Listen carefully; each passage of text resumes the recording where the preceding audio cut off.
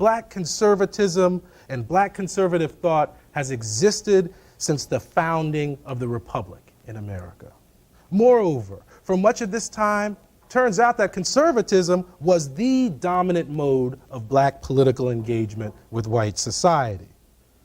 In addition, black conservatism has changed and evolved over time, and that's true about most intellectual movements, but one can nonetheless draw important linkages between early black conservatism and its more modern expressions. So when we think of modern black conservatives, like the Colin Powells, Condoleezza Rice's, and Clarence Thomas, it's important that we understand that these figures represent the most recent incarnation of an important and often overlooked political tradition.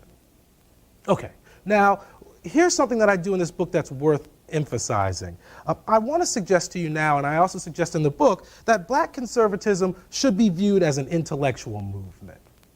An intellectual movement. And by that, I mean it should be understood as a shifting, organic mood or consciousness that's developed over time by African Americans in response to specific lived conditions. Okay? And I think it's important to emphasize that it's an intellectual movement because by and large, we don't typically talk about intellectual movements being sourced within the black community. Right? The black community produces a lot of things, but we often ignore the fact that there are intellectual movements that are also sourced from the black community. So it's valuable to do that, I think. Secondly, I think it's important to recognize black conservatism as a bona fide intellectual movement because to do otherwise, the failure to acknowledge it as an intellectual movement is to deny the intellectual and human agency of black conservatives. What do I mean by that? What I'm suggesting is that black conservatives, past and present, work to develop a distinctive political consciousness to promote black success in the face of tremendous obstacles.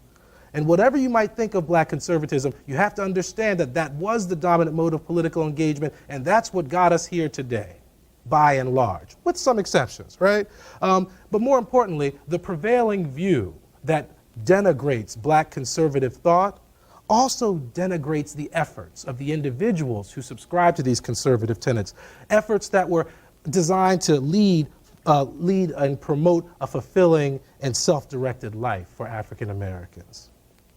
Third, it's important to realize that the failure to recognize the significance of black conservatism also has the effect of reinforcing the prevailing perception of blacks as a liberal political and cultural monolith, right? But we know that not all black people think alike, and there's no reason to think that we necessarily have the same political views or are always liberal, right? The story is always much more complicated than that when the rubber meets the road.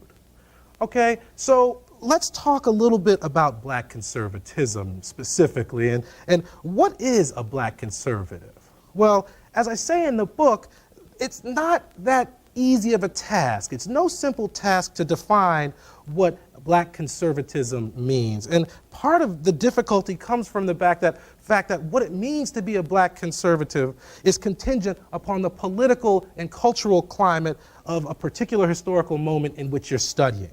Right? In other words, black conservatism, like any other intellectual movement, takes shape against the backdrop of political, social, and economic realities. It's a moving target, right? It's constantly changing. It mutates in response to specific lived conditions, but perhaps no more so than any other intellectual movement or political tradition. The other thing to keep in mind is when I talk about black conservatism, again, I'm not talking about political parties. I'm not talking about the Republican Party or the Democratic Party, right? We're talking about ideas. And so it's difficult to sort of categorize the world of ideas in sort of that neat and crisply defined way in which we do with political parties. And then, of course, the final difficulty comes from the fact that, well, black conservatives are people too. And just like African Americans don't all think alike, black conservatives don't all think alike. They all don't subscribe to the same set of principles, tenets, ideas, and themes, right? There is variety and diversity even among black conservatives, all right? Now, obviously, I've thoroughly caveated. with that in mind, I'm going to go ahead and essentialize now. I'm going to go ahead and tell you what are the basic themes or precepts of black conservatism, right? Or in other words, here's what you need to know if you want to smoke somebody out as a black conservative, right? What do they believe? And these are transhistorical, right? This applies to black conservatives in the 19th and the 18th century. It's also good for the 20th and 21st century. Transhistorical precepts of black conservatism. Okay, the first is a deep respect for the culture and institutions of American society and Western civilization. All right, a deep respect for Western institutions and culture, right? And it's coupled with an abiding faith that blacks, through their own effort, can thrive within American society, okay? So think of this one as sort of an abiding faith in the inherent benevolence of the American social order and institutions, right? Now, this basically translates into a conservative view that racism at bottom is incompatible with the best of the American tradition of freedom, equality, and democracy. And that's what's embodied in our Western culture and institutions, right? Now, this is not to suggest that black conservatives are either insensitive to or indifferent towards racism, nor is this to suggest that they don't support government intervention that's designed to make possible black political, social, and economic empowerment. Rather, I think what we can say about black conservatives is that they respect these institutions, but they also prefer or find the prospect of individual self-directed achievement more attractive. Okay, so first thing, this profound respect for Western culture and institutions, right? Second thing that helps us identify a black conservative when they're in our midst, right? Black conservatives tend to adopt a posture of pragmatic optimism. Pragmatic optimism. They forthrightly acknowledge the hardships of the past, even as depicted by those who proposed a liberal restructuring of society, right? So radical restructuring of society. They understand, however you identify the problems, they may very well agree with you, but they tend to emphasize the historic and contemporary accomplishments obtained in the face of such obstacles, right? In other words, they don't dwell on the problems, they look at the successes. Okay? Here's an example. Booker T. Washington. He emphasized the dramatic progress of former slaves from 1877 to 1915, right? From slavery to freedom. Booker T. Washington said, yes, look at this magnificent progress that African Americans have made. 1877 to 1915.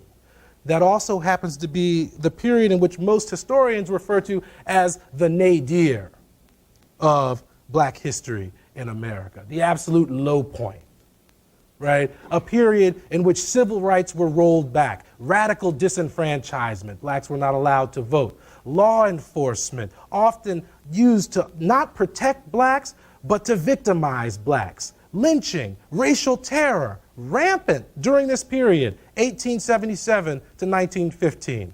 The same period that Booker T. Washington says, look at the magnificent progress we're making, okay? So there's this anti-utopian quality, right, that we see here in black conservatism, and it focuses on present lived conditions and leads blacks to focus more upon the struggle to make good within the society in which they find themselves, right? And for African Americans, this has at least historically resulted in the acceptance of second-class citizenship, right? The so-called accommodationist posture that we often associate with Booker T. Washington and early black conservative thought. But one thing to appreciate about accommodationism, accommodationism stems from the black conservatives' understanding of the fragility of the status of blacks in American society. In other words, black conservatives appreciate that racial progress has come at a dear price, and that genuine, tangible achievements ought not be sacrificed so readily in the pursuit of idealistic, intangible, symbolic goals, like rights. Okay?